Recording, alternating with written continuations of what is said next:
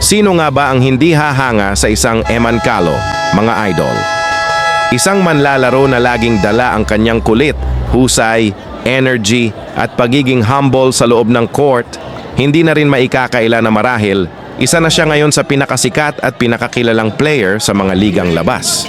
Kaya naman patuloy ding dumarami ang humahanga, nagmamahal at nag-iidolo sa kanya. Kakaiba talaga ang karisma ni Idol Calo. Parang complete package, skills, entertainment, personality at puso sa laro.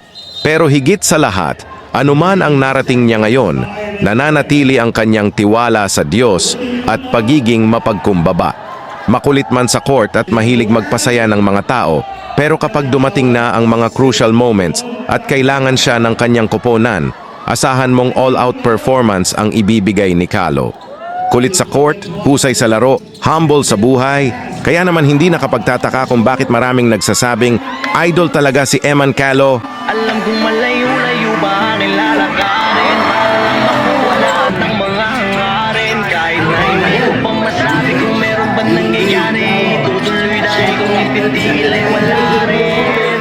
Kahit na ako'y magkamali pa, sa dami ng mali ko na nakita, pinili na yung tamang gawin dahil sa dati ayoko nang bumalik pa. Dahil napakadami pang pangako na kailangan tuparin, wala nagbago sa mga plano, lahat ay ganun pa din. Magandang ako sa kanituto na palagi tanggapin, na wala namang iba na magtatayo pa sa akin ng labi. Kaya pinili ko na manatili kahit gano'n pa kahirap, mawili na making alipin at palagi magsumikap. Hindi pa kaya matigil sa paglaban dahil alam ko din naman na papalapit na sa pangarap. Sabihin mo kung ikaw ang nandito ay magagawa mo pang wag guminto kahit nalilito. Ang sinasabi ko alam ko sa sarili ko, ako'y diamanteng kahiliran ng gintong tinuring yun. Kahit magdaming balakid palagi mang napapatid, mas lalo